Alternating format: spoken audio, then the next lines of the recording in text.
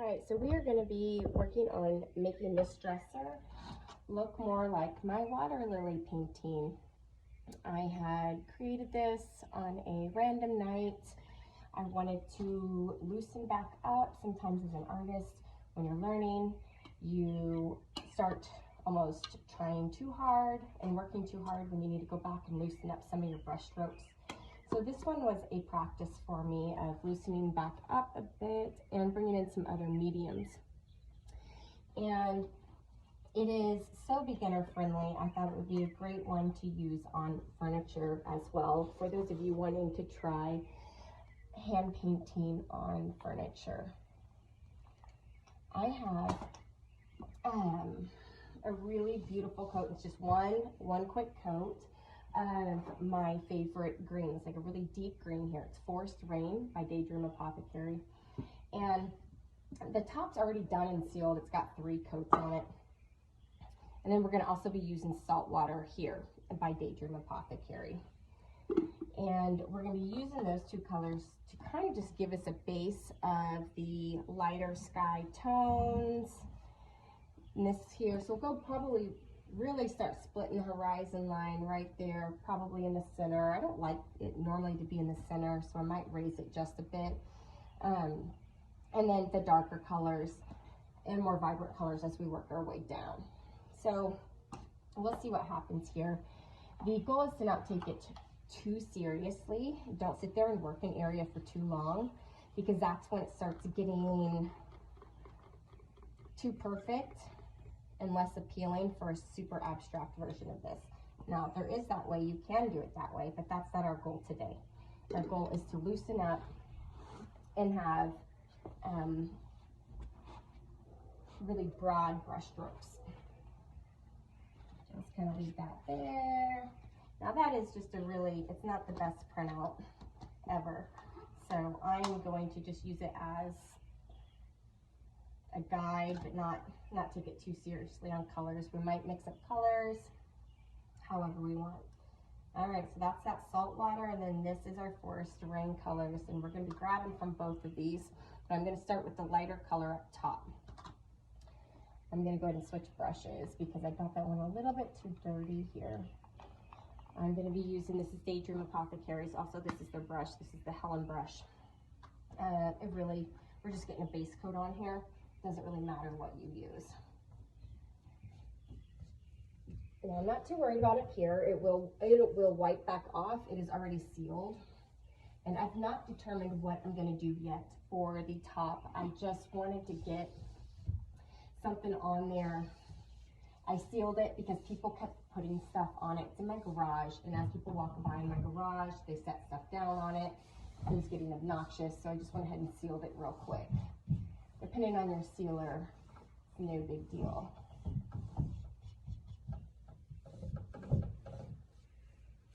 I used the Low Luster from Daydream Apothecary. It's easy to go back over with as well when you're using the right kind of paint, chalk or clay paint. When you're looking for a piece to do something a little bit more creative and fun like this, I like it as plain as possible. I don't like to have to come in and work around ornate details, although I've seen others do it and it looks beautiful. It's not my style. I don't want my technique, my finish, whatever I'm doing for painting on the furniture, I don't want it to compete with the piece as well. So if it's ornate and you've got all those hand carved beautiful details, I don't want my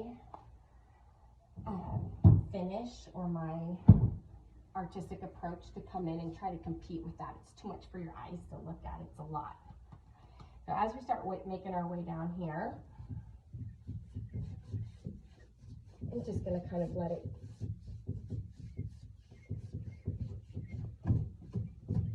pick up in some of the areas and not the other. Dry brushing in some. This is a clay paint. It's chalk, clay, it's thick. You can water it down. If you leave it out overnight, you can let it get thicker. So I do that more than I do with watering it down.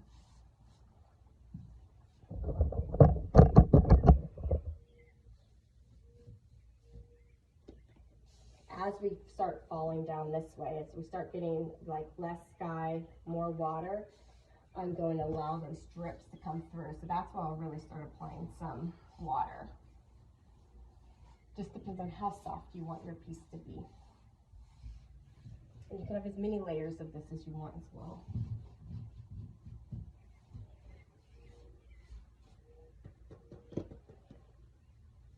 You can tell on my image, I'm going to be wrapping this technique all the way around the piece, but we'll just do the front for the tutorial. I'll move over here. As you can see my image, I don't ever have anything truly symmetrical.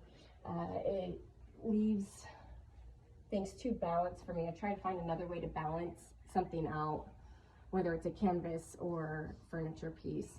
So you can see I have more of these light blues coming down through here, and then more of the solid, deeper tones over here on this side. So I'm gonna keep it like that. That's one of the things I really like about. I'm gonna take a step back and really look at it. Okay, so we're still going to have these colors over here though.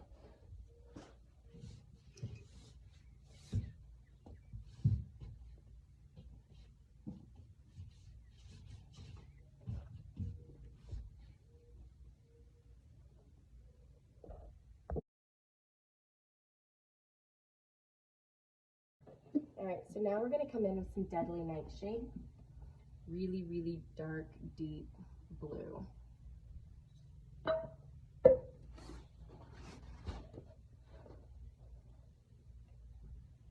Anytime I can use a flat brush, I'm going to use it. So this is going to be, get a couple of these out here. This is the Frida brush from Daydream Apothecary. Really, I'm just giving you suggestions, and I'm telling you exactly what I'm using, but you can really go out and go wild with your brand. Use whatever you want, whatever works for you. Just because something works for me doesn't mean it's going to work for you. You might find you have better luck with something else. So the horizon is going to be right in the middle, I suppose. We'll just keep it with what the image is, just to keep it easy.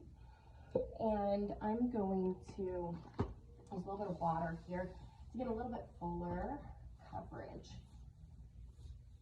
So this is going to allow us to do a little less later on as far as building the depth from underneath the flowers and the petals. So there'll be a lot more depth visible as it gets closer to us down here at the bottom. Now this dries much, much darker. Let's see here. There we go.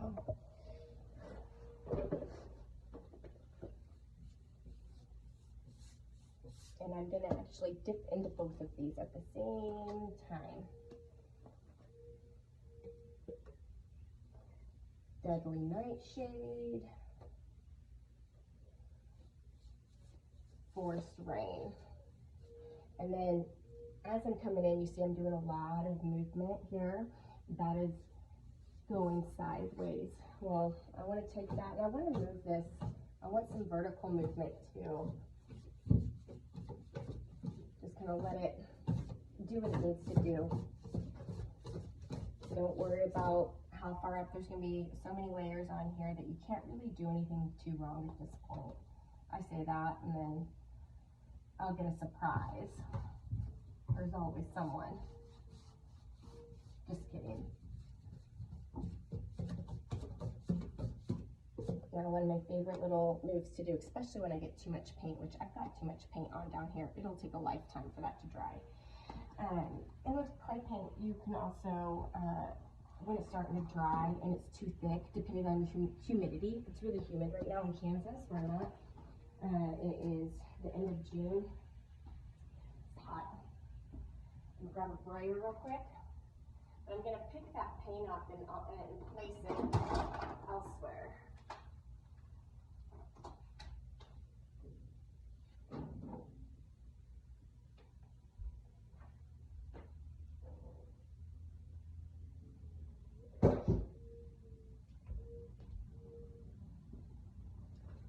because if that starts drying and it's too thick, it could crackle as well. It's really, really quite thick.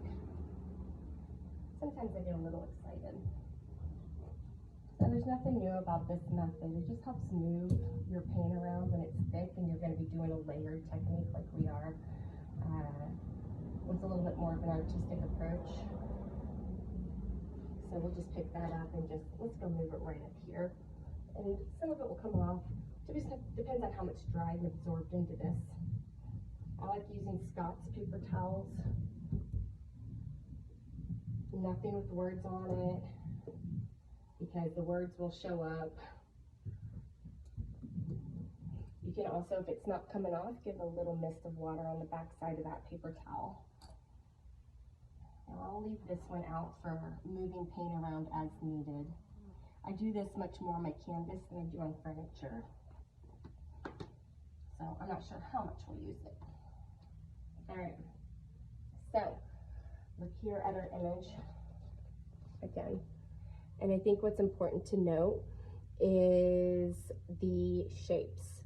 So if I'm wanting to come in and start drawing or making the, marking out the spots of our flowers, you really have to look at the most general shape. And I will have a better image of this. You can't see, it didn't print a lot of the line work on our flowers, but you're going very basic, very basic with our shapes. And then you can make them and you can add on to them, but just the basic shape. So just because I have the flowers placed that way, and there's 4, I don't like that there's 4 big ones. It should really be, a odd number. Sorry. All right, distractions out there. So we are going to probably start, I might do 5, or I could do 3 large. I haven't decided if I want to go really large scale or keep it somewhat smaller. So as I start working from the horizon this way, I'm just going to go in, we're going to start with small little lines. You can go vertical, horizontal, whatever you want them to be, but it's going to be all blues and all greens that you can find. Just, there's no wrong answer. You can go in and later on, we'll go in and change it more according to what we're wanting. But I've got 4 voice blue here. I'm going to mix that out here. Just dump some on my tray. I always have a couple artist brushes close by. I've got some, ooh, that's really thick. Let's just grab some of that. Yes. Probably not for this project, but this gets me excited. That is you could almost form something out of that. So exciting. And other colors, this is important. So just because we have all these blues and greens doesn't mean we're not going to come into some purples and other things. We're going to have pink flowers. I just like to have fun with different color options, especially in the beginning. So long-handled brushes help me the most as far as placing things in a more careless way. So if I have a long-handled brush, I'm going to hold it from back here. So I'm going to add water onto my bristles, and this is a Princeton Catalyst brush. So these are pretty stiff. They're for moving thick paint around rather than their Aqua Elite, which we'll use later. That is more for moving around your more lighter weight paints, like watercolor. So I'm adding water into my bristle just so it moves really well, because you can see how thick this paint is as it's dried out. This is just a light violet. And I don't know how I got it. It was, I don't know, I could just guess, or I really have no idea. So a light purple. And I'm gonna want some up in my sky. I'm just kind of doing squiggles here. The further back your hand is, and the further you sit back from it, a little bit more water. It's going to be smaller as it's back, like smaller little dots, and as it comes forward, we're going to go a little bit bigger.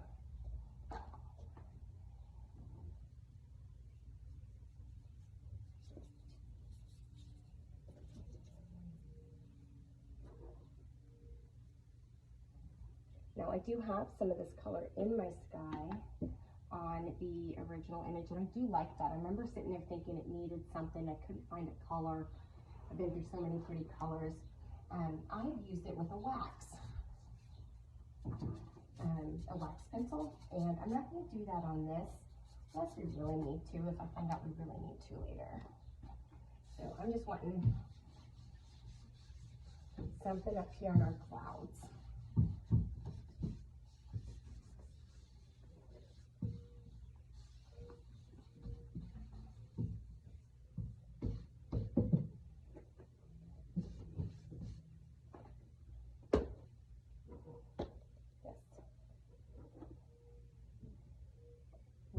Grab this blue. This is Four Boys blue, so it's actually neon blue. But depending on what it goes over, what color it goes over, it'll show up a little bit differently because it's transparent. So a little bit less over here, and we're going to really go a lot more loud over here. Now this is just a really inexpensive angled brush. There's nothing special about it. I'm going to go through a lot of brushes here, so it's just whatever I can grab.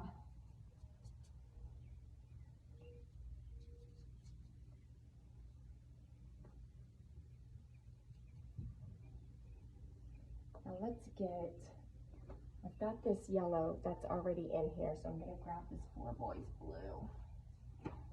And I'm going to dip this in water. I'm just going to mix this up right here in my hand.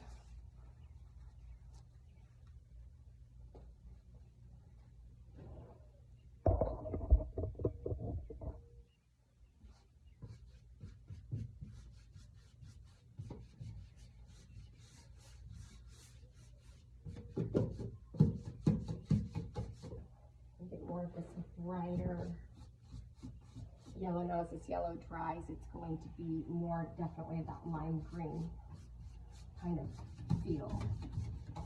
But with the way that we're layering it, it's not going to be as obnoxious.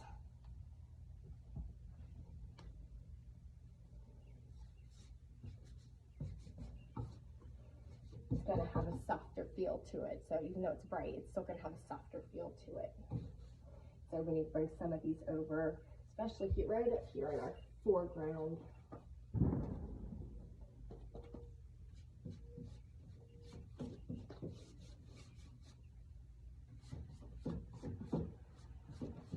Again, once you start going too much of your horizontal movements, make sure you come back in.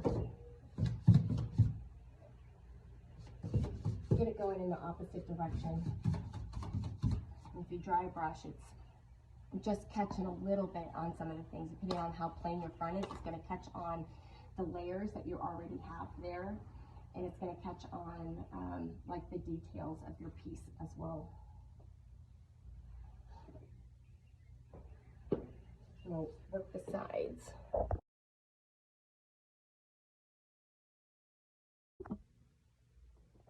All right, so now we get a top composition. So I'm already going to change it from our original image where everything's just kind of flat and straight on. And you know, this was just a real quick practice for me. I didn't expect it to, well, it sold immediately.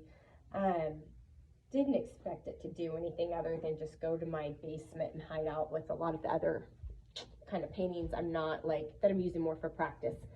But I can tell now I'm going to want the composition to be a little bit different with that. So I'm wanting to do kind of like almost a trio here, but I want it to go up high, come a little bit low, and then it's going to get smaller as it comes in through here. So we're going to kind of just make some of this up, which is kind of the story of my life. Now it has been some time since I've come on. All this is dry. I was waiting for my neighbors to be done with their chainsaw, and so they're done, and it's dark out and it's quiet. So I'm going to use, you have a couple different options. You have all the options in the world, but a couple options that I would recommend, especially if you've not tried any before. This is an oval wash. This is the Princeton Aqua Elite brush. So that means it's going to move around water, like really watered out paint for your water paints, or you can take your chalk and clay paints or acrylics and water them out quite a bit. And you can even use them, well, we don't need to go that far, never mind. But then there's this one as well, which is just the round, okay? All of these are gonna give you really fun, whimsical, soft lines. Right here, I've got Winsor Newton Burnt Sienna watercolor. I wanted to choose an orange. I want to use something that is going to be complementary to the blues and greens that we have on here, and even the purples. So I have my oval wash, and this is a 3/4 inch. If I had a bigger one, I don't know if they sell a bigger one, I would take an oval wash as big as they got. They're my favorite brush for especially with any kind of florals kind of thing. So this is that burnt sienna. I'm wanting this kind of dirty orange. And as it pulls up some of the greens here on my plate from what we already have, it's going to gray it out, okay? Because they're on the opposite side of that color wheel there. So, oh, there goes my fan. So, I'm going to use this to be really quick and easy. So, it's just going to give us a real baseline here for where some of these flowers might, where the lotus might go. Trying to figure out size, and the great thing about it is it's going to absorb right there into what we have.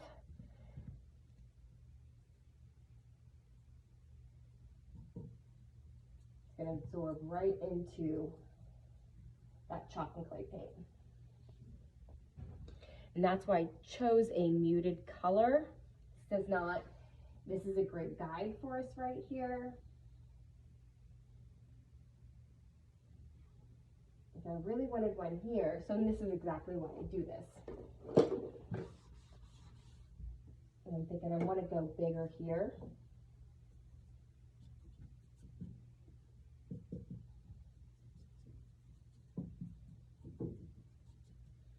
And again, if I have something that I'm doing in one spot and I know I like it, then I'll come do it in the reflection kind of coming off of that, which you can't see too much down there. So I might just do a tiny bit here, tiny bit there. Just if I have it here, I'm going to be bringing that down below in that reflection, even if it's just a tiny bit.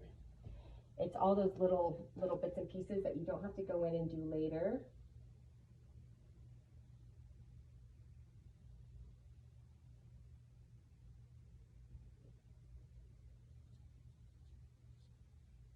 Little small ones. So the further back they go, this is going to be where the floral part is. And the further back they go, I am going to have them just be more simplified as far as the shapes. Squiggles, squiggles, squiggles. And you don't have to worry with it being watercolor. And if you're just using a watered out chalk paint, it works just as good. Probably a little bit different, but it'll be just as good. So you can see right here, I'm gonna have it, and it got this like straight line right here across. Well, on the other image that we were doing, it works great because that's the horizon, blah, blah, blah. Well, that's not really what I'm wanting. I'm wanting to kind of make it go where it's bigger, but kind of comes forward over here. So I'm liking what's happening with those drips. I'm gonna let those just keep dripping, and those will be shown somewhere way down the road. Just dipping, so I just have water in that, so just kind of dipping and moving around these different orange tones.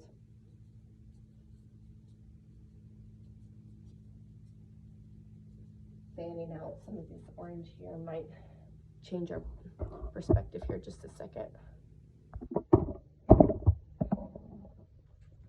All right.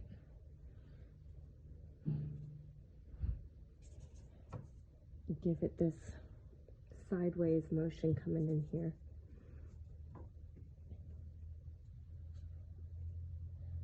Now you can see as we go in this direction, let me hop on over there. I'm going to grab a little bit more of that orange.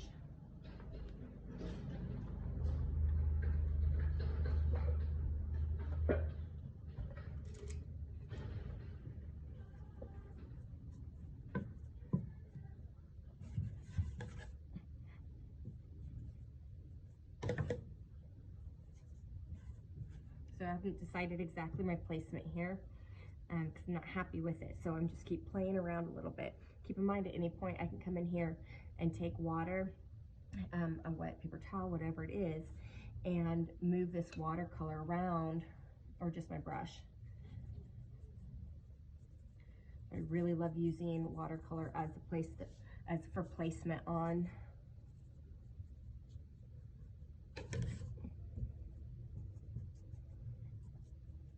just about any kind of underpainting that I have.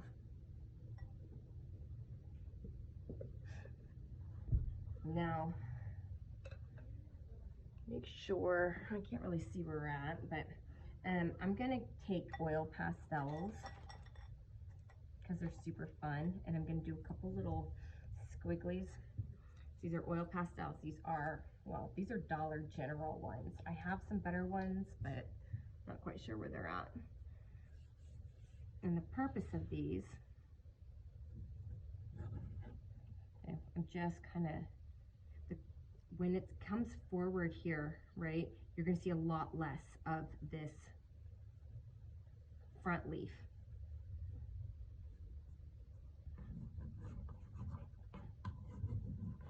So we're doing all these little squigglies now. The further back it goes, it will be less vibrant, so I'm doing less of them as we work our way back, but I'm still going to have some in there.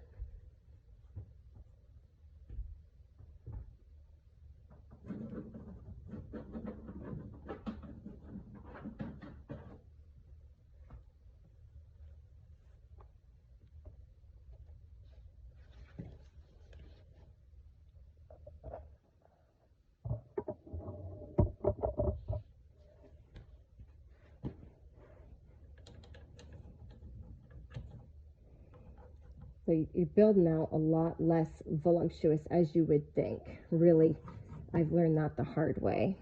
If you look at some of my, which I have with me,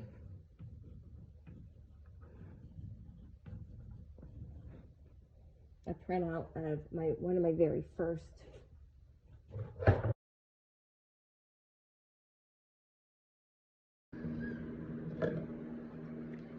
this right here is going to be our horizon, okay? As the view goes up into the sky from here, up here, it's going to start off with it being a little bit more white to gray, okay? Because there's so many, the further away it is, the more particles there are in the air, and you can't see it as clear as up here, where this is closer to the viewer's perspective. So it's going to get more bright and colorful as we get up here. As we work our way down, the reflection is going to do the same thing. However, it's also going to get brighter as it gets closer to the viewer, and you're going to actually see a lot more depth as well.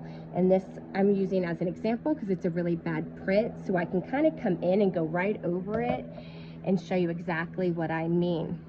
And so as we are working the undersides of our flowers and our petals, we're really going to come in, and this is just a dark line, just kind of do some, especially the farther back it goes, you're just being real squiggly, you're just real squiggly, okay? As we get a little bit closer, there's going to be a little bit more distance in between them, and this is how I'm going to go about ours. Just real easy light sketches, and it doesn't have to be exactly where it needs to be or where you would think it would go. It can overlap. You might come in and have a petal that is not going to be as round. As it gets closer, they're going to be straighter. So we're not going to come in and do this whole big round where you can see the entire petal and the entire leaf. Now shapes, we're doing our basic shapes. So when I come in, and we are going to be working on our lotus.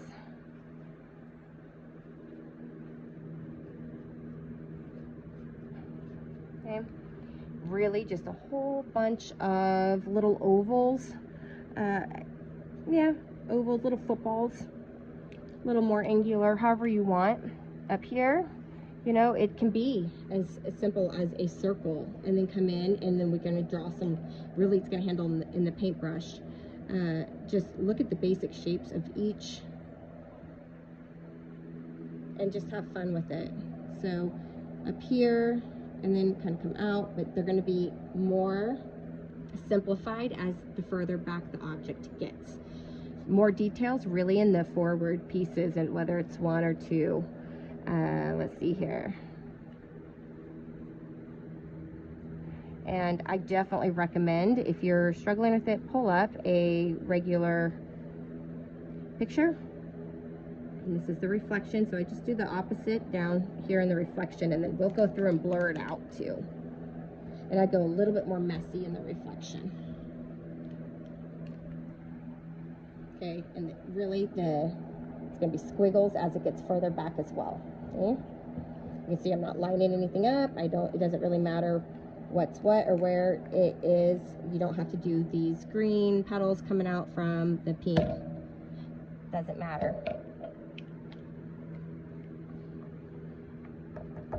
Okay.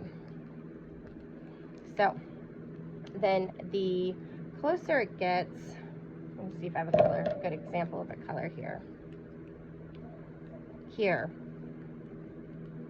you're going to have a lot more of this vivid sky that we have towards the top exposed. Right in here, you see it right here as well. If you have a different colored sky, then you're going to have a little bit more of that shown. If we have a lot of purple in here, then you're going to bring those purples in down here as well. And it's going to go small and squiggly, small squiggly, small squiggly, getting a little bit bigger, a little bit looser, a little bit more of a defined shape. Down here, the foreground, where it's more defined, but still very almost like scratch work. You're just kind of doing these little bit of lines. And when we come in with the paintbrush, you'll see how we do it a little bit differently. You can come in and correct with the lines with a paint pen if you want. I'm taking my brayer. I just saw this paint drying here, and that'd be a great time to come in and implement here a little bit of texture that I know I'm going to want. Now, you see where we have the green wax line work, that lime green. We are going to be using paint over that. So if you have an oil base on there with wax, it's going to repel. So I can come in and I can still go over it. Some of it will stick, some of it won't. But then when I come in over it, after it's dried especially, I could take like a little bit of a razor or whatever it might be, some kind of little scraper. You're going to scrape away these really cool layers. And you're going to be leaving, it's going to come right back. That lime green will come right back to you. I'm going to add a little bit of this up where we get a little bit higher, just a little bit. The sprayer is going to leave things really choppy and uneven, which is what we want. If you are a perfectionist, you're going to have to learn to let go a little bit right here, because you're wanting this to pick up in the most unpredictable ways. If you want it to be more predictable, then you are in the wrong class, wrong teacher.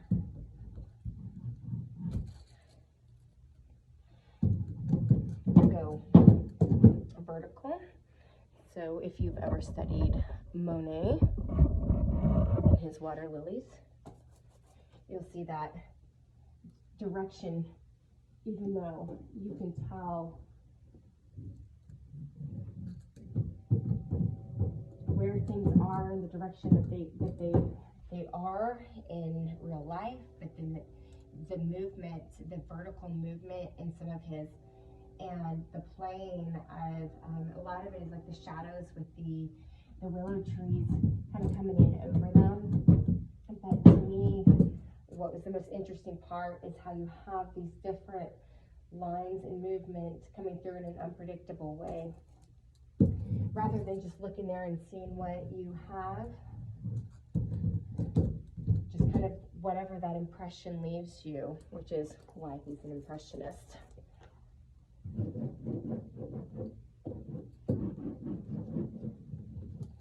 So this is our base green color, which is one of my favorites, probably my favorite. It's really gorgeous, but it's that forest rain.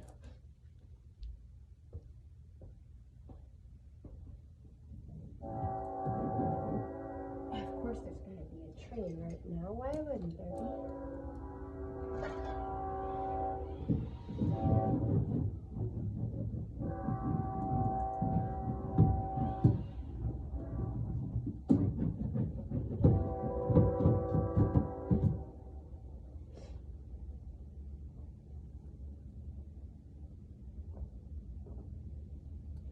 Really love what's happening. Okay. Kind of like, do I let it dry? I don't normally let things dry for very long, but I don't want to rush things by getting too excited. So now that I can kind of start seeing some build out of what I'm wanting, and every single one of our pieces will be different. I couldn't make the same thing twice if I wanted to. But I'm going to grab 4 Boys Blue. So this is my special curated neon color. And I'm going to add just a touch bit here. I'm going to add water onto my brush first. My water's dirty. So I like to work out of my hand when it's in non-toxic paint. I just find it easier to feel how it goes in those bristles. So I'm almost just kind of like dragging and sliding.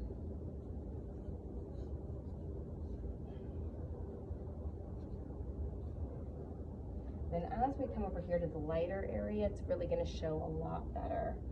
I might come in and do some short little brush marks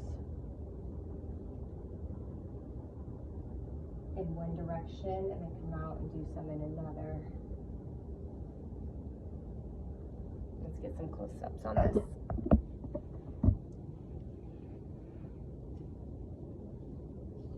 Just lightly dragging. As you see, we've not really established too much here in our painting. So dragging, it's dry brushing, just picking up a little bit of those colors. Anywhere where we've left, you know, our raw sienna, doesn't matter, it does not have to stay. We can go right over that. Take some blue right around that.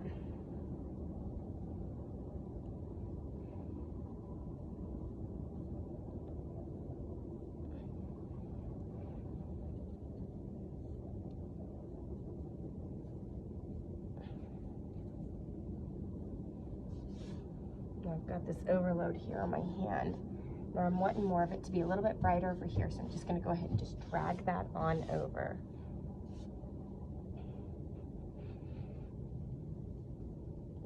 And those other colors are still a little bit wet, which allows it to kind of blend.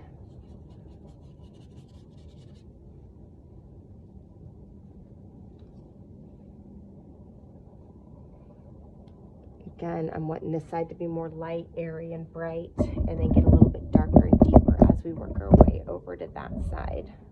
So here we're really focusing on keeping this really nice and light. I'm going to go ahead and grab the white again. So this is ground control, and it mixes our colors really beautifully. It is a pure mixing base, so it's not going to change or alter your colors too much. So we had decided we're really going to have some kind of, I mean, there's not some kind, there's only one kind. This is going to be our horizon, which we hadn't quite figured out.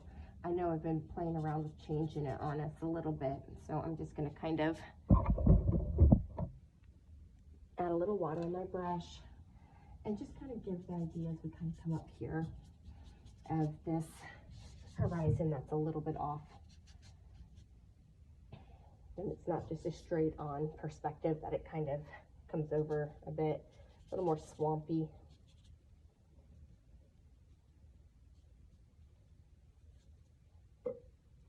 So as we have right up here, I'm going to be using our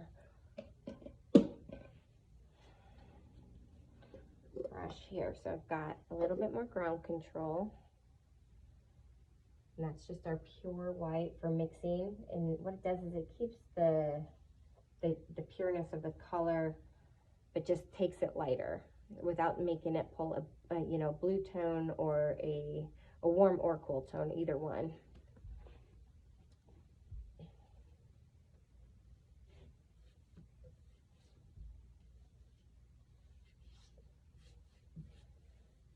So I'm wanting some true, like, sky blues in this, and this is how I'm gonna get them. Now let's grab some water and just give this lightness. Grab more of the blue. If we scoot back a little bit further, we can see things just a little bit better. They get close and they get a little bit almost too bright with all the nighttime lights we have on things.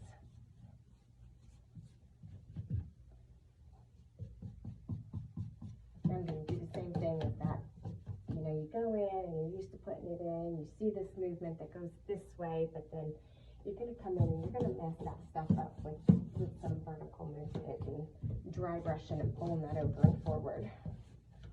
And don't worry about any of the tops and sides and things like that. That's all kind of disaster control at the very end. You can take things off ahead of time. I don't do that. I very rarely do that anymore. I haven't really found the need. I'm going to grab a little bit more of this purple that we had mixed. Well, I had mixed sometime earlier, a really long time ago.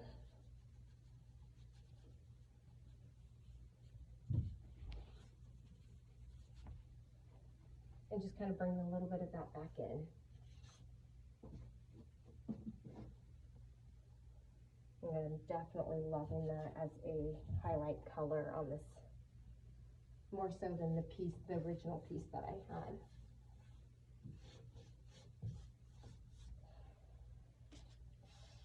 Little water, because I'm wanting to make this smooth out and blend out. Now, what's key, I feel like, for this image entirely is going to be our saltwater color that we have on there, and we're going to be bringing that back through as well. So if you get worried about that background color kind of getting too covered up, I do this thing a lot, and actually all of my paintings and all of my painting styles, where you are negative painting. Like, I'm going to come in and I'm going to really form the objects with negative painting and going around it rather than coming in and drawing it and being perfect. I'm gonna get your blob on there, and then I'm gonna come in and negative paint around it to make it look right from, and that's just the way that my mind works. So it works a little bit easier that way. But you might find going on and being a little bit more, you know, purposeful works best for you.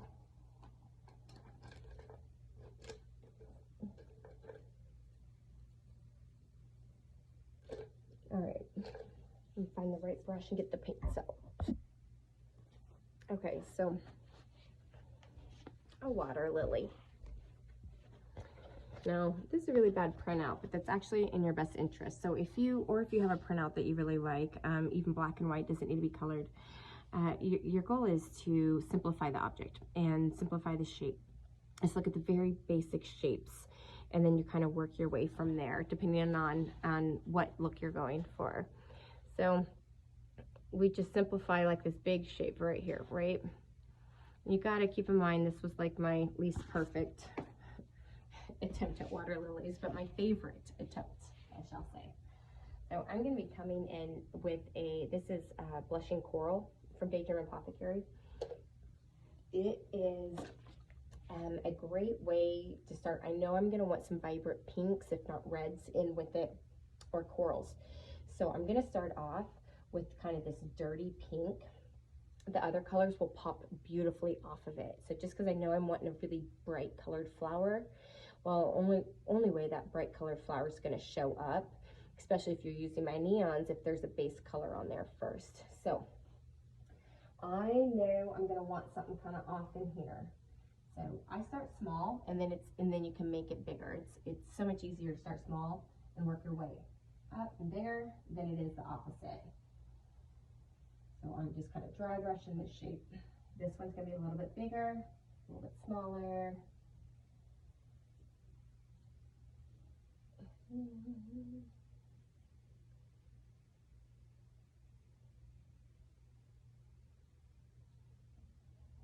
I don't like putting one centered on the door, but I'm feeling like it kind of needs it.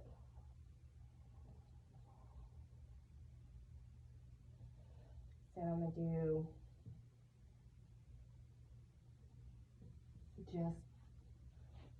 just dry brush and just really kind of skipping this across here. Really small little movements to mark those.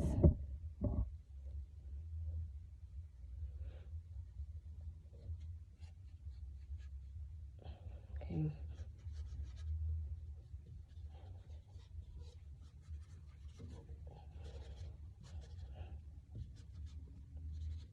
Just picking up on the textures it's raised. It's not really picking up on anything else there.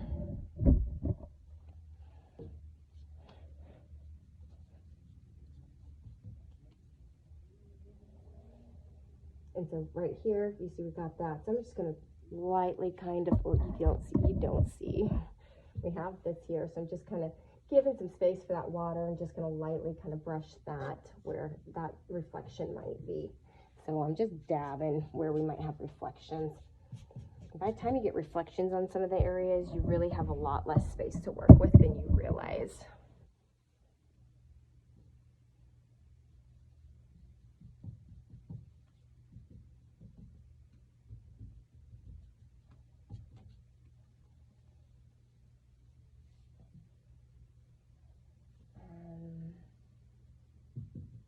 Honestly, I think I'm going to do mostly green in this area. The way that we're going to do this, I think, is going to be a little bit bigger here.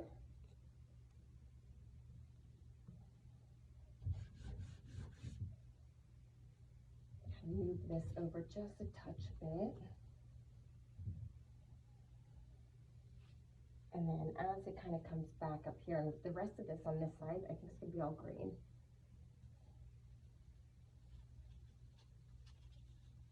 Squiggly as it goes, works its way back. Squiggly, squiggly, squiggly. So this side's going to be mostly green kind of coming in. The beauty's going to be over here. I think that the bright colors were going to pop beautifully off of those darker colors that we have that we're leaving in there. So these two are too straight across right here. I see that.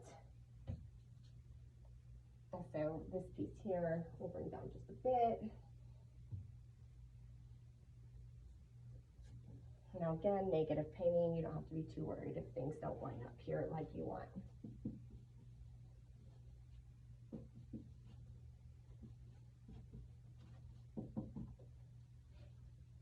And the sides, I'm just doing the same thing. I'm pulling the dark sides over on this one and the light sides over on that side. So they're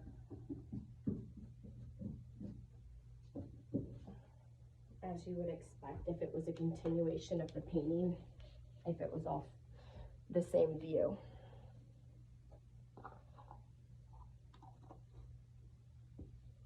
Now once it's kind of dry, and it's kind of fun to go in with like the end of a paintbrush. Some of them are angled just for this purpose. You can use one that's not as well, but you can kind of, while this is real thick up here, you kind of just start doing some little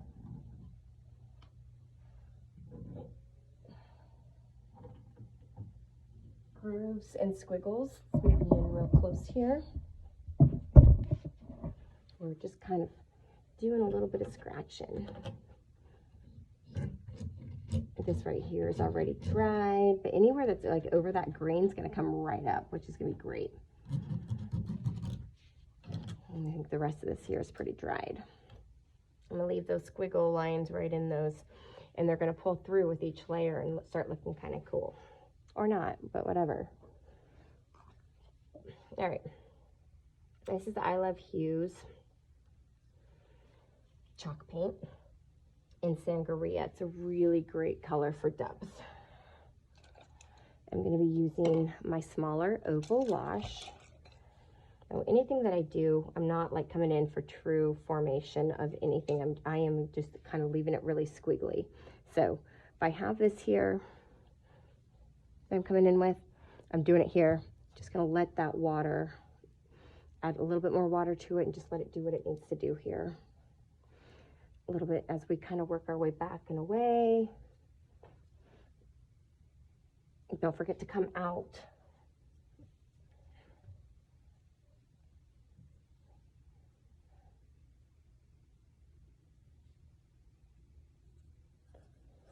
And so anywhere you're worried about like the reflection as it goes further away, so you'll start finding you're getting all this stuff going on here. Just take part of it, like the lower part of it, and just start dragging.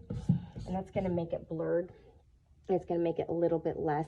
It'll make it look more like reflection rather than not.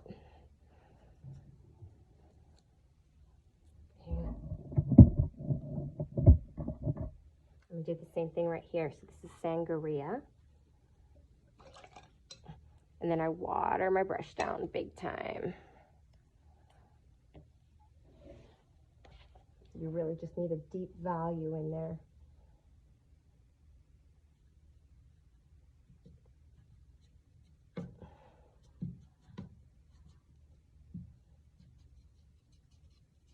Gonna let this fall from here. You can come in and you're gonna add in these other layers and you know, if we have a forward here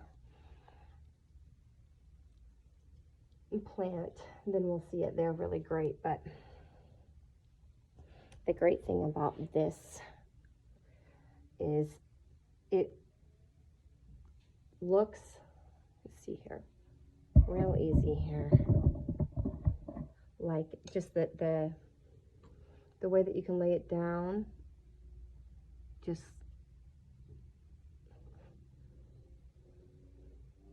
is really easy to do any flower with. That's what I love about the oval washes. I'm not somebody that can come in and draw flower petals and make them look sweet and right at all. These help me with that a lot.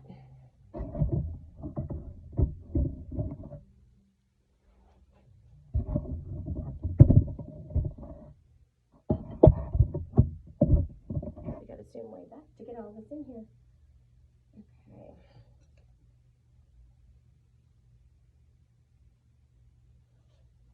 Adding a little bit in here. So again, it's watercolored, so it's super soft. Not as much, I don't like quite as many drips as I had.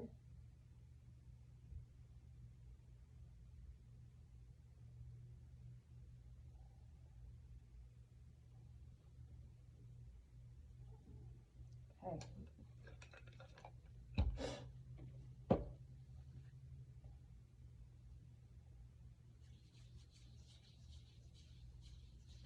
I think we're going to get back out some oil pastels. Kind of need this to dry, so we'll do some drying time first.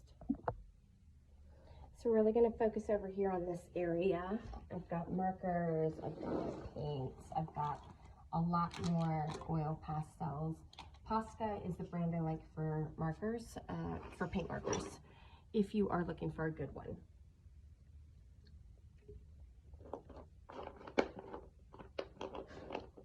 I'm looking for a really deep color right now. Here is a brown, so don't be afraid of, even though you love a beautiful, bright, vibrant, colorful piece, to come in with those browns.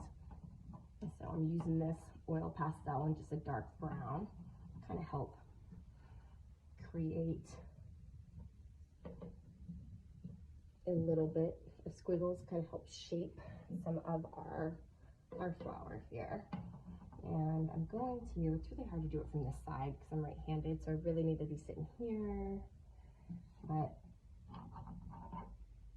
just kind of, that was like a bat wing. That was not it. That's not what I wanted. And then as it gets further and wraps around behind the flower here, you can see just a little bit maybe of it.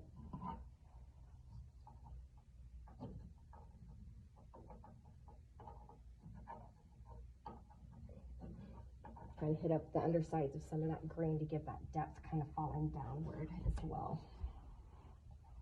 A great place for neutrals as far as making things look great. Now again, this is an oil pastel, so it's going to come up with any paint that comes over it.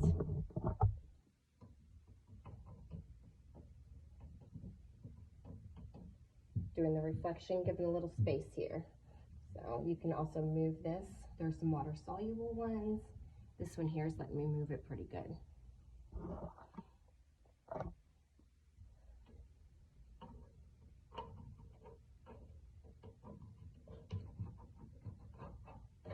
And then you're going to get those that are not even a part of any of this. They're just like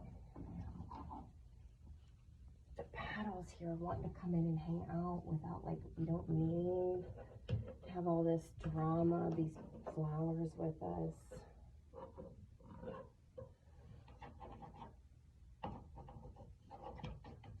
So as it gets further back, you really just turn it into those squiggles. Now keep in mind, this is an oil pastel. As we get over here, this is looking real messy, just squiggle, squiggle, squiggle, squiggle. I'm gonna come in here and just kind of do this, because it's gonna blur as it gets backwards. Right? It's kind of taking, you know, charcoal or pencil and writing and then smoothing it, making it go up the page. Normally, not on purpose.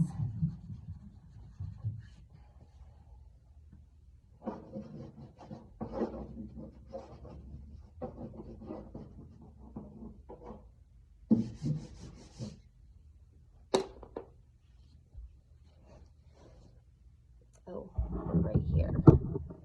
Really hard to kind of move along with it. So I'm sorry if the constant moving is a struggle. I do not have professional filming equipment. I am priced accordingly. All right. Well, let's see what this more, ooh, that was way more green. Okay, so this, I remember this now. This bright green was dropped in an emerald color and it had dried around it. So it was not the color I thought it was. So we have just another, just like a jade. We're gonna do some more squiggles. And so as this one comes forward, I'm gonna kind of bring it back, okay? Bring it back into that. I'm gonna take this side now.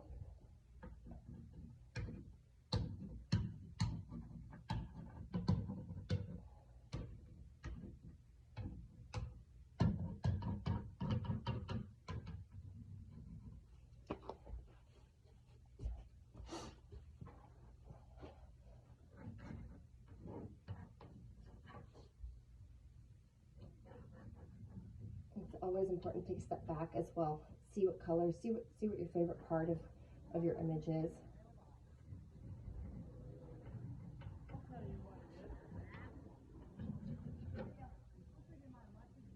A kid just went by on a scooter and goes, "I'll tell you what it is."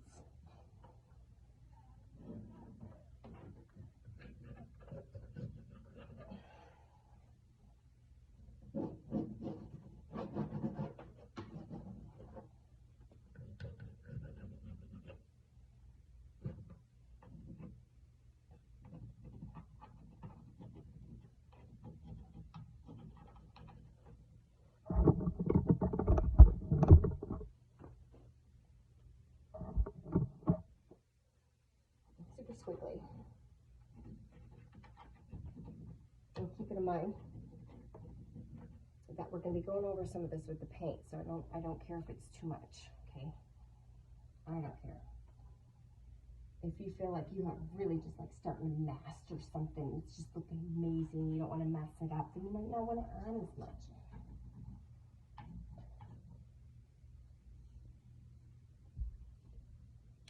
Okay, now I've got this magenta. It's also an oil pastel. Thinking it might be what I use for the back of some of this, but I'm not positive on flowers. I'm not positive.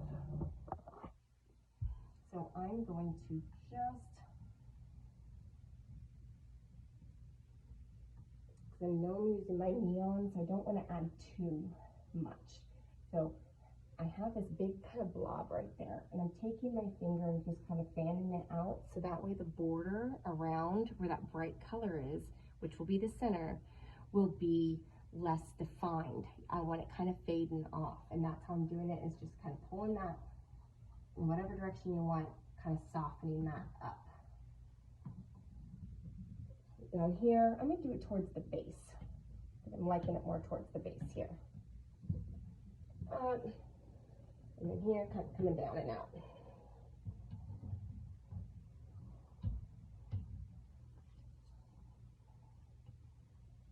Just a little bit. Don't need it over the top for the rest of the florals. Surely you guys know what I mean when I say florals.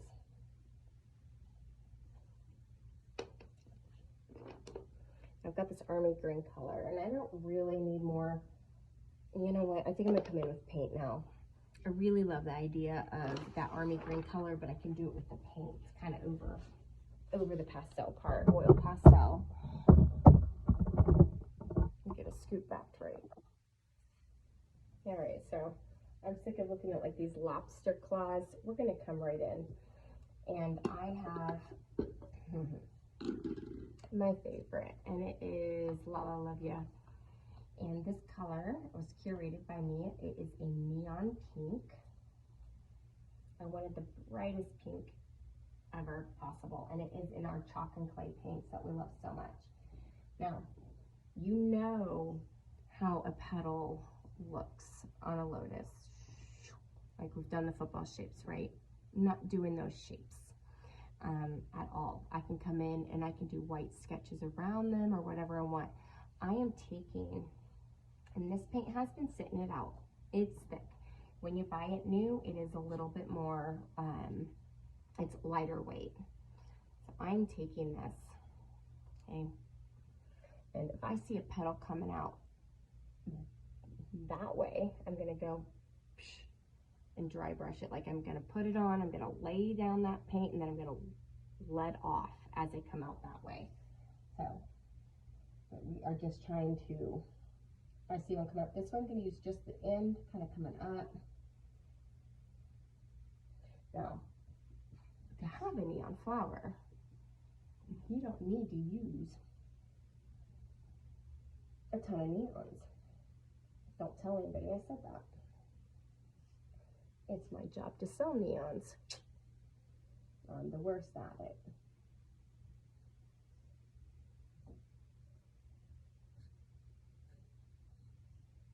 But keep in mind, we gotta come back in and make it all right. Now this guy's just driving me crazy. Never forget, you have the ends of your brushes. So if you have a big gooey thing there, you're just gonna kind of come in and clean it. And so you're kind of making and defining some of those shapes within the oversized brush offloading. Real light and easy here. Now I can tell that one's gonna need a lot of work, and it is driving me that shit crazy to leave, but we're gonna do that. It's faith, okay? It's faith.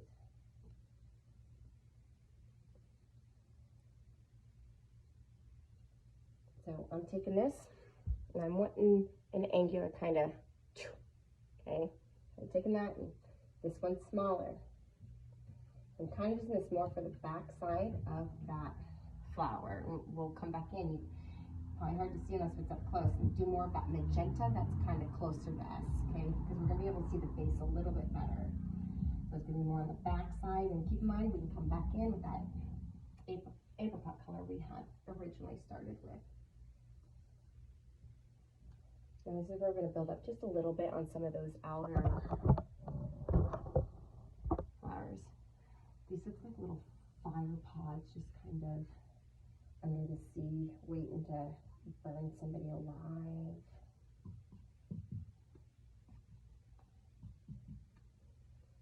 This is where we're going to get one a little bit bigger than what we had originally.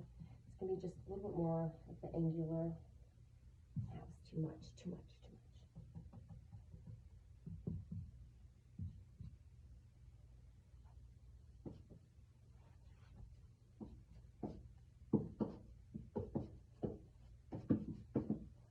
This is where you get just a little bit more dabby, dabby, dabby, dabby, dabby, dabby, dabby.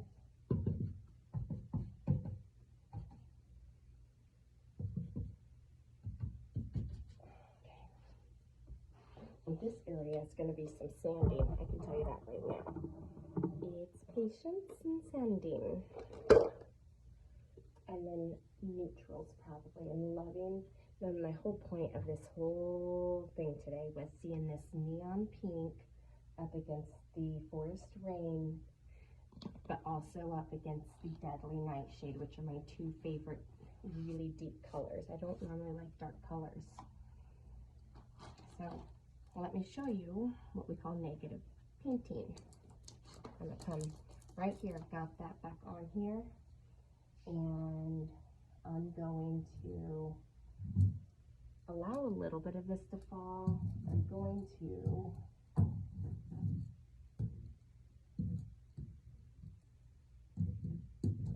so I'm going to come in and I'm just kind of letting some of this come back over.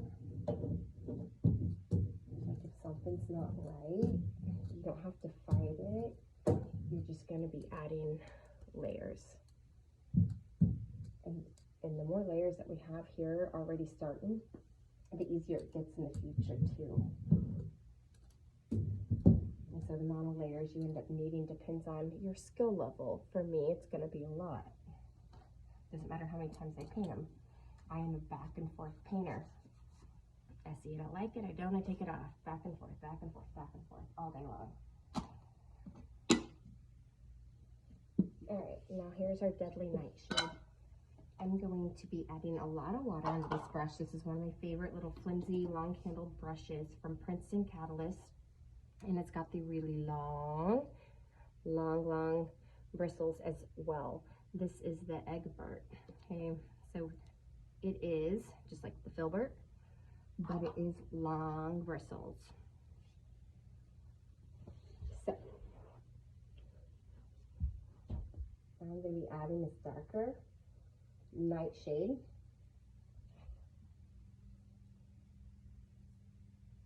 And really kind of trying to stay around a little bit, build in, up and around, up and around.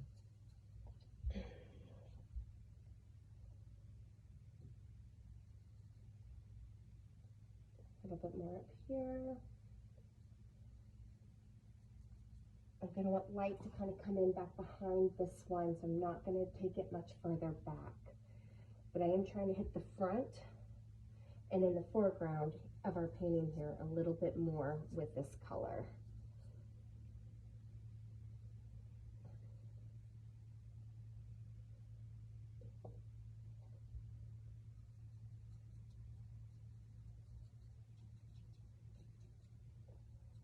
A lot of the final work is going to have to be for me coming in over on that side. It's really, really, really hard to reach over and do it from this. I need to be on the other side. But when in doubt, use the sprayer. It's magic, okay? Helps spread things out so it dries quicker too.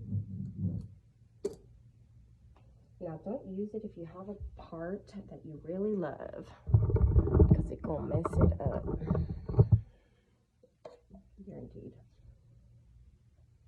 Which is why I think I love them so much. I so often need my stuff just a little messed up.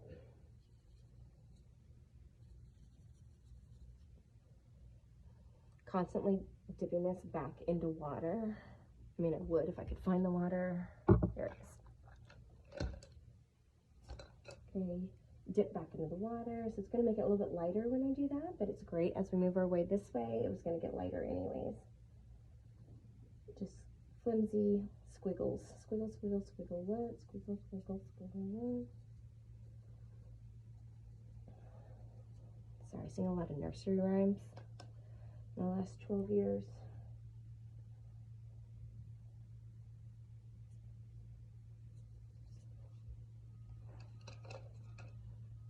I don't know why they're asking me to sing for much anymore. With that little display, I'm sure you're just as dumbfounded as I am.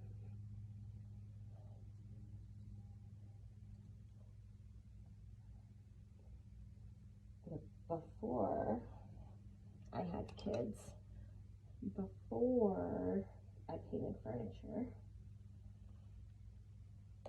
and all those things, I had a degree from Kansas State University.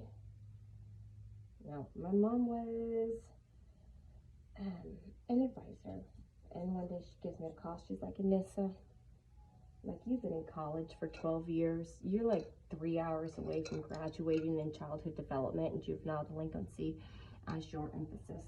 So just do it. I was like, all right, it's done. And that was my degree. So then I traveled all over as a nanny in really beautiful areas. I lived in East Hampton and Miami, like right off the most important places for these really wealthy families. And then one day I was like, I'm gonna have my own kids.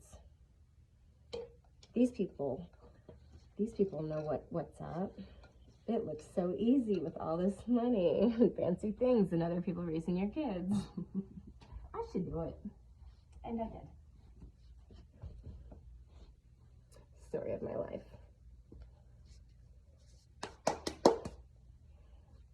And I say I'm really loving what's happening. That Deadly Nightshade really made things look top notch. I'm even loving the super extra abstract version of that right there, and I might make this one a little bit more like that as well, since I love it so much, which just needs a little bit of brain over it. I do want to mix a color that is going to be a little bit more, you know, we had our yellow, blue, green. I'm going to have to wash it now. I've got my yellow. We've all seen my neon yellow. And it's like dew at this point, so it's everything I could ever want. And I got a little bit of our original color, Saltwater. I'm going to mix these right here.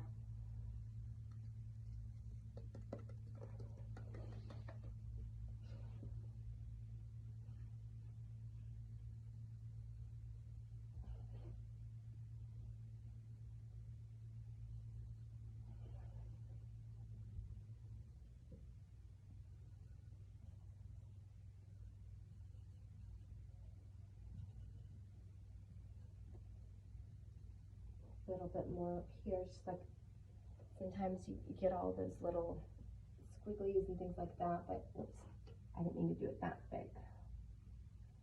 So when that happens in this kind of, you just take that brayer and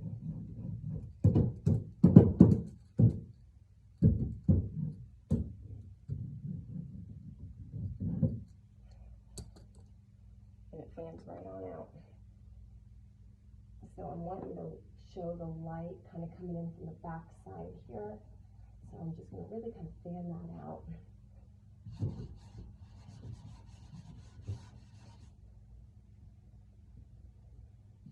The light's coming through. Because I said so.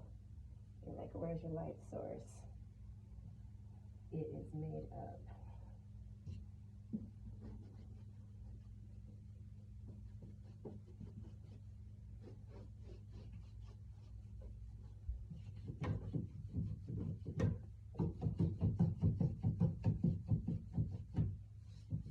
What I love is the original markings here of our watercolor that are still there back behind it all, and it gives it so much extra depth.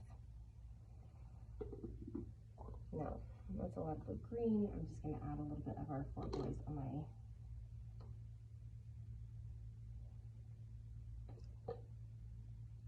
brush. Just going to try a little round, soft, bristled brush for bringing in some of these blues. This is just my Four Boys. Just a little bit of cleanup. Bring a little bit of the water back through to the areas over there that are so dark. Maybe a little bit of a sky. So if I add a little bit here,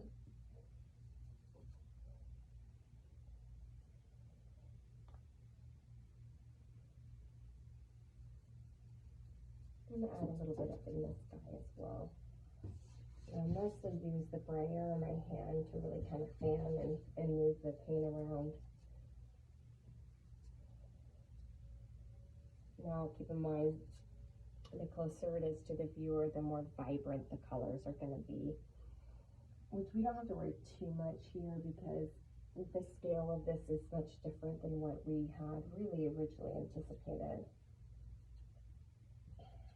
where it was a little bit more distant.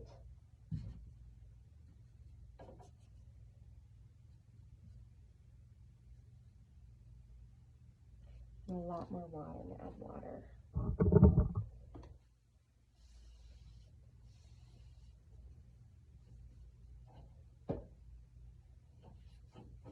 To give us just a little bit more softness.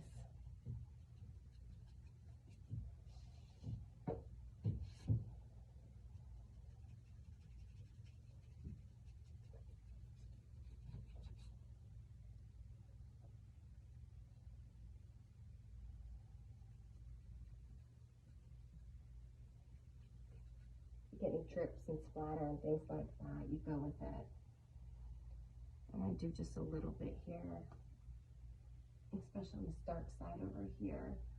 I would love for it to be a little bit more speckled, but I don't have the brush in hand. Let me see here.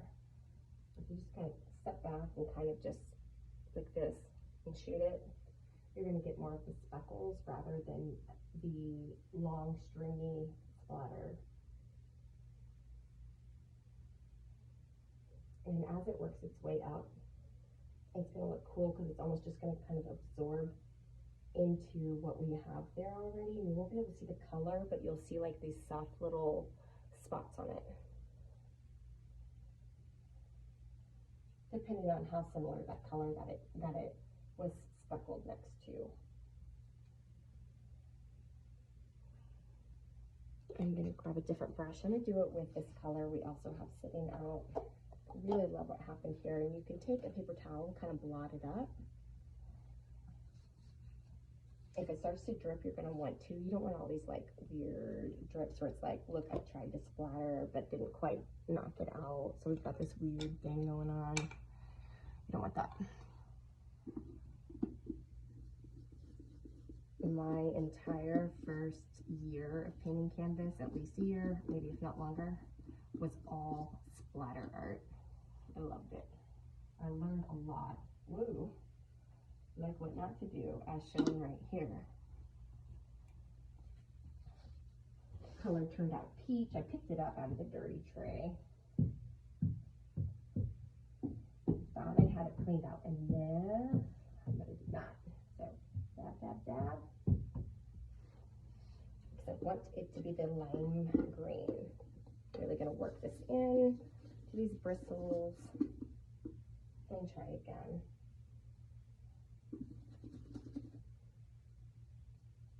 Splatter at least a little speckle here or there of this lime. There we go, got it over here finally.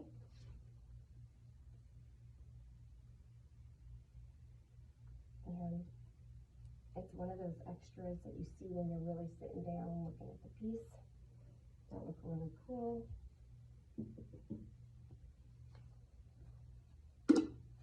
And a lot of times I'll take a brayer and go over those. If they're dry, half dry, I'll take a paper towel, lay it down, and then go over it as well. I'm going to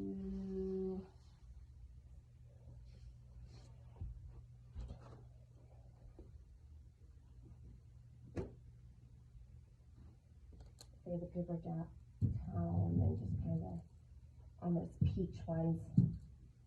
Yeah, that looks good. I'll show the close-ups. You don't want it over the top. It brings more of an artistic feel to it. I don't like it looking too purposeful.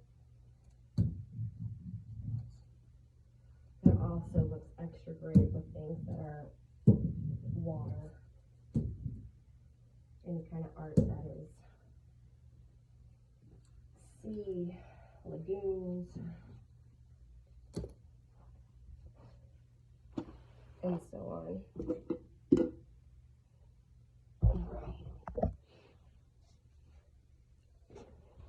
Alright, so I have what is Liquid Leaf Classic Gold right here. Now, I have dumped it out. I had to screw a hole in the top of this thing.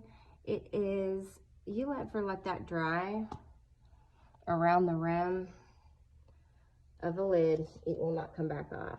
Lesson learned.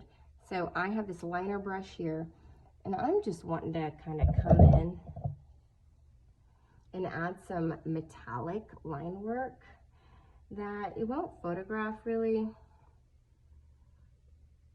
but it's going to give a great contrast, these kind of warmer tones in here, and the metallic when I have everything is, you know,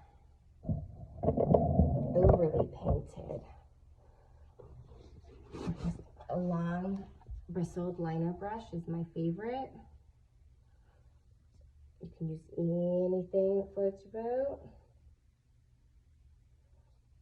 And I'm going to be taking it, and don't be afraid to go overboard with it, because just like anything else, you can come in and cover it back up with more layers, with your brayer, whatever it is. I'm going to make sure that this is going to speckle in some of that foreground specifically.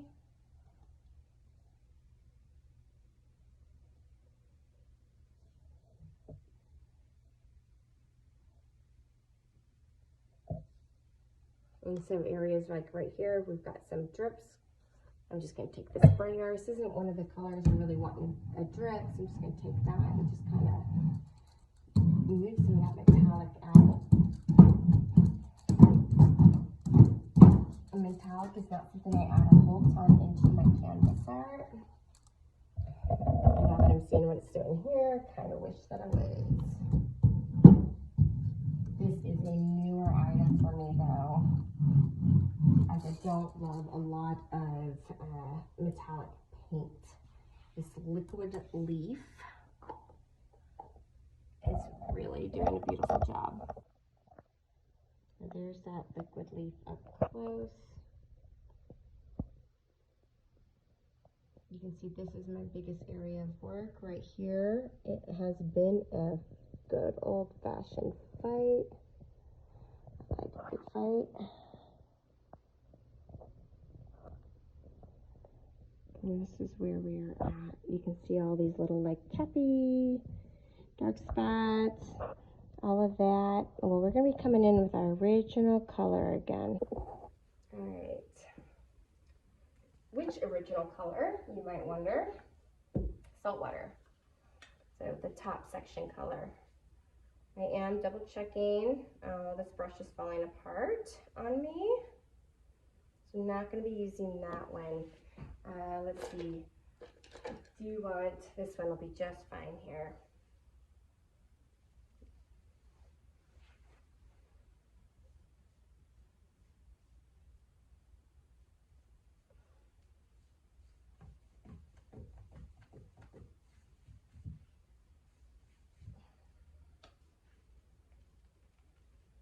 Really working it in those bristles.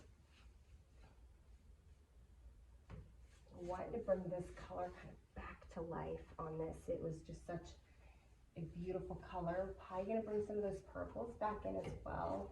You can see right here where I'm struggling a little bit. It's a little streaky and all that. So I'm just gonna add the water. Part of it's just because it's really hot where I'm at right now. I had to shut the garage door to work. kind of sweating it out. So if I have an overly textured area with the brayer, like down here, I'm going to do a little less of the brayer, probably up at the top, just to give your eye a little bit of a rest, so it's a little bit softer up top of a finish. So I'm going to grab a better brush for this.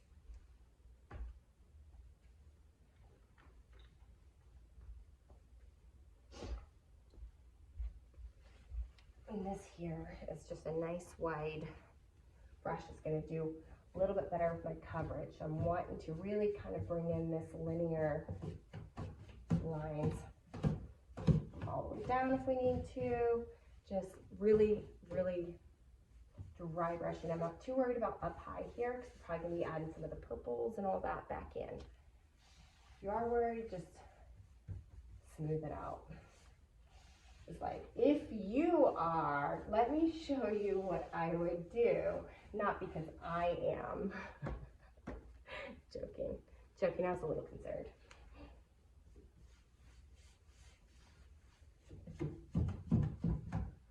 I'm really gonna work this brush, so I'm really getting that in there. I'm not wanting to keep applying a whole bunch of paint on here. I'm just wanting to move what I have. And like right here, I've just got such a nice big coverage. It looks like one solid color. So that's too blended. That ain't it either. So I'm just gonna kind of do the area here that kind of merges into our flowers first.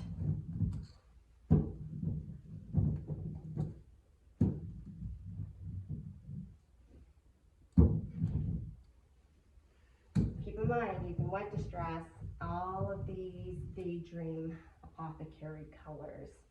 So that means when it's dry or when it's wet, I can come in with a baby wipe or Clark's wipe, whatever it might be, and kind of pull back and bring back some of that. But since it's all Daydream and it's all this clay and chalk paint, you're gonna, if you work too hard, you can be pulling back all the layers, which can give you a really soft, beautiful look. But it can also get rid of some of those layers you've worked really hard for. So there's just kind of a happy balance there on what it is you're wanting to do. An area that's kind of horrible. I mean, I can't find anything on mine as a good example, but since I have to show you, we'll just come right here, okay? And keep in mind, there's oil in there too. We got those oil pastels. So I'm just gonna, since I have to show you, a great way to kind of start a little area over if it was a problem area.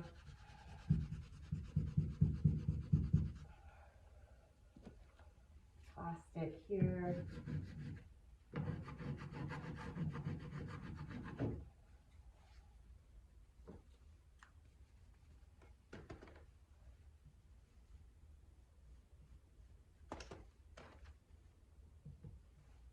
I'm going to pretty much go over a lot of this here with this.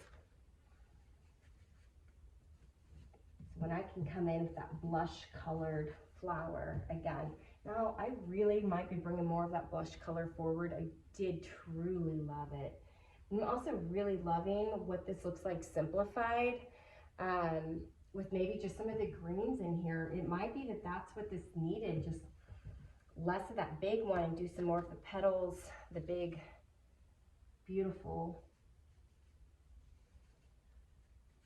leaves over on this side. So we'll see.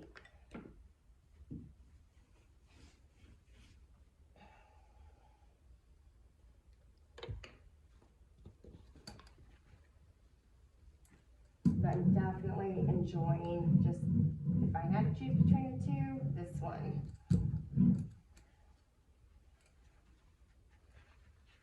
A little easier on the eyes. And I ain't ready to call it yet. So that just tells me I need to, so we have this one here. I'm gonna wanna bring one down just probably even lower, and it might just be a little one right here, and then I can still have this negative space in here that's going to be more of the dark blue, green, lagoony colors. Water is key for getting those stringy. It's coming back.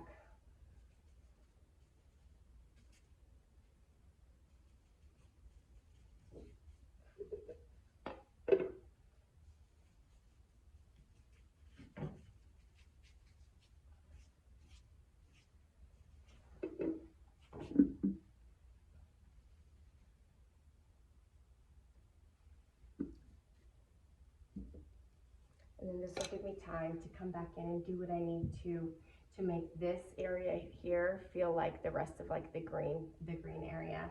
We'll do the pink right in there. I'll just go ahead, I have this burgundy color here.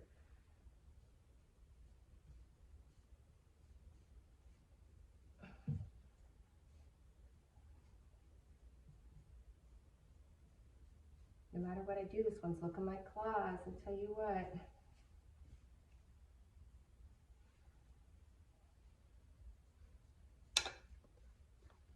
So Freddy Krueger lotuses.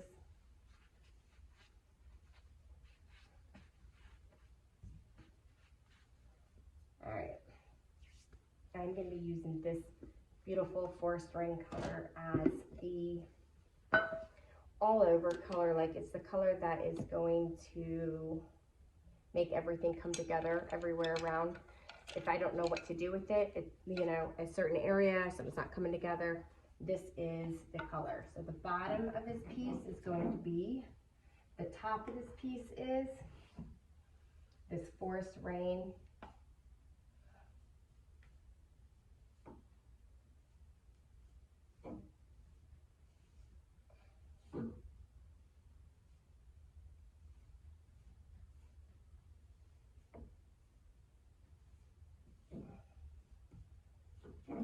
It might be when I'm completely done, I'm going to want that bottom piece to be neon pink. I don't know.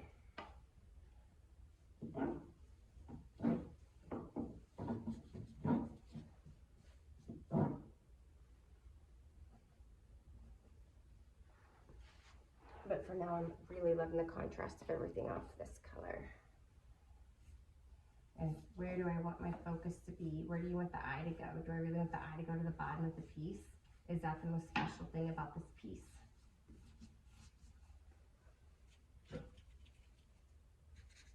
Maybe. Maybe not.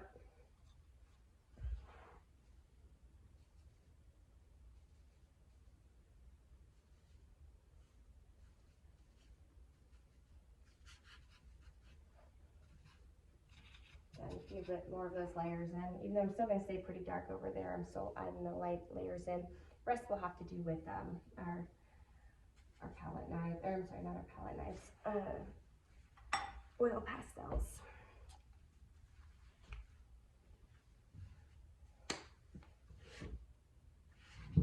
Again, once you get something to go in one movement, just mess it up, go the opposite direction. Don't let it fool you.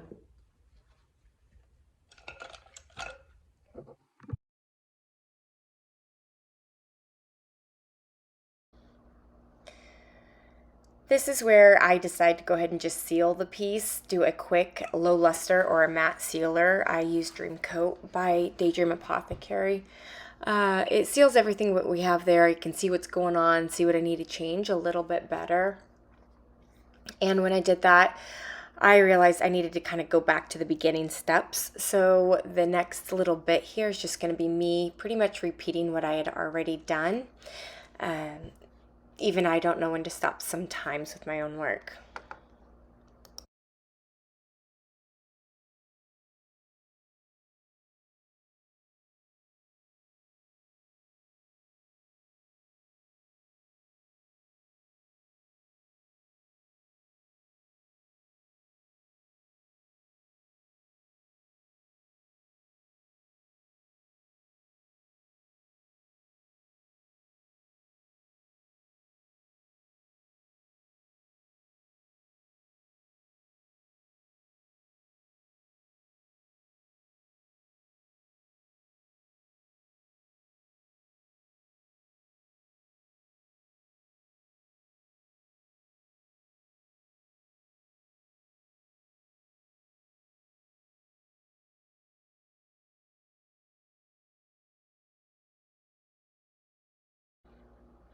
Still kind of playing around. I really wanted to bring in some more of the neon blue.